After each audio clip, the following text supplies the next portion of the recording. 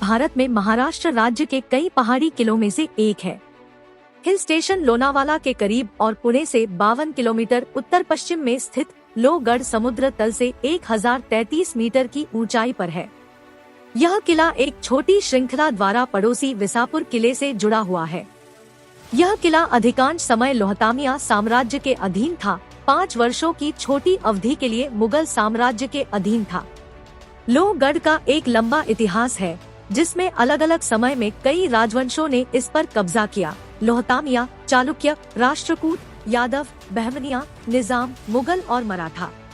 छत्रपति शिवाजी महाराज ने 1648 में इस पर कब्जा कर लिया, लेकिन 1665 में पुरंदर की संधि के द्वारा उन्हें इसे मुगलों को सौंपने के लिए मजबूर होना पड़ा।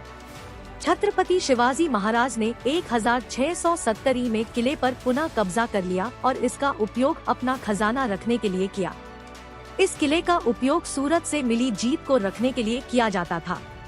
बाद में पेशवा काल में नाना फडणवीस ने इस किले का उपयोग कुछ समय के लिए रहने के लिए किया और किले में एक बड़ा टैंक और एक बावड़ी जैसी कई संरचनाएं बनवाई। लोहगढ़ किले के दक्षिण की ओर लोहगढ़वाड़ी के सामने गुफाएं हैं। सितंबर 2019 में पुणे के ट्रेकर्स की टीम ने चट्टान पर गुफा में प्राकृत भाषा में जैन ब्राह्मी लिपि में 2री या पहली शताब्दी ईसा पूर्व का एक शिलालेख खोजा था। शिलालेख का अध्ययन Deccan college post graduate and research institute में कार्यरत प्राचीन भारतीय चित्रकला विद्वान डॉक्टर श्रीकांत प्रधान द्वारा किया गया था। यह शिलालेख लोहगढ़वाड़ी गांव के निकट लोहगढ़ किले की पूर्वी ओर की चट्टान पर एक चट्टान को काटकर बनाई गई गुफा की बाहरी दीवार पर पाया गया था। शिलालेख ब्राह्मी लिपि में लिखा गया है और भाषा प्राकृत प्रभावित संस्कृत है।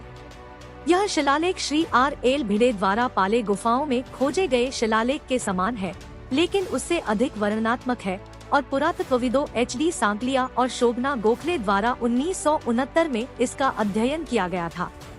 यह नमो अरिहंताणम से शुरू होता है, जो आमतौर पर जैनियों द्वारा उपयोग किया जाता है। नवकार मंत्र में इस तथ्य की ओर इशारा करते हुए कहा गया है कि लोहगढ़ गुफा एक जैन रॉक कट गुफा है। पीली गुफाओं का शिलालेख भी इसी तरह से शुरू होता है और संकलिया और गोखले के अध्ययन के आधार पर इसे एक जैन शिलालेख माना गया था। शिलालेख में एडा राखीता नाम का उल्लेख है, जिसका अर्थ इंद्र रक्षित है, जिन्होंने क्षेत्र में बस्तियों के लिए पानी के कुंड रॉक कट बेंच दान किए थे। पाले के शिलालेख में भी इसी नाम का उल्लेख है। नया खोजा गया शिलालेख 50 सेंटीमीटर चौड़ा और 40 सेंटीमीटर लंबा है और 6 पंक्तियों में लिखा गया है। लोहगढ़ जैन गुफा किले के पास है। किले को सरकार द्वारा संरक्षित स्मारक घोषित किया गया है। लोहगढ़ पश्चिमी घाट का हिस्सा है। यह समुद्र तल से 1033 मीटर की ऊंचाई पर है और बड़े विसापुर किले के दक्षिण पश्चिम में स्थित है। यह श्रृंखला इंद्रायणी नदी और पावना झील के घाटियों को विभाजित करती है।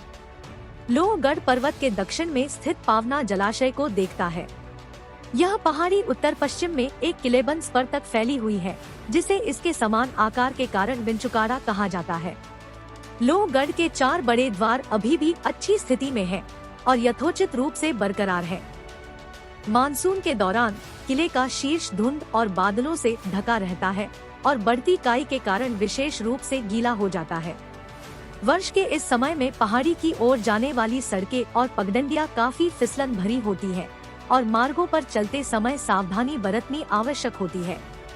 लोहगढ़ किले तक यात्रा के विभिन्न साधनों द्वारा पहुंचा जा सकता है। निकटतम हवाई अड्डा पुणे अंतर्राष्ट्रीय हवाई अड्डा है। प्रस्तावित नवी मुंबई अंतर्राष्ट्रीय हवाई अड्डा आने वाले भविष्य में निकटतम हवाई अड्डे के रूप में काम करेगा। निकटतम रेलवे स्टेशन मालावली है, जहां लोनावाला और पुणे के बीच उपनगरीय ट्रेनों द्वारा पहुंचा जा सकता है।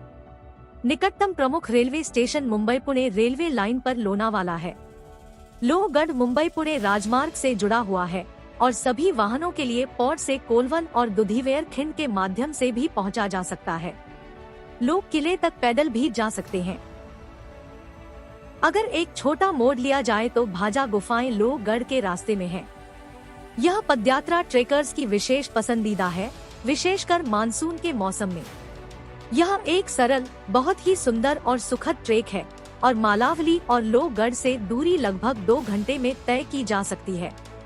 मालावली स्टेशन से ऊपर तक पूरे रास्ते में एक टार रोड मौजूद है और कोई भी ऊपर तक टेम्पो या कैब किराए पर ले सकता है। किले की यात्रा के लिए सबसे अच्छा मौसम मानसून है। इन पहाड़ियों में विभिन्न प्रकार के पक्षियों और कीड़ों को भी देखा जा सकता है। अगर आपको हमारा जानकारीपूर्ण वीडियो पसंद आया हो तो वीडियो को लाइक करना न भूलें और अगर आप हमारे चैनल पर नए हैं तो दुनिया भर के ऐतिहासिक स्मारकों के बारे में अधिक जानकारी पाने के लिए हमारे चैनल को सब्सक्राइब करें। धन्यवाद।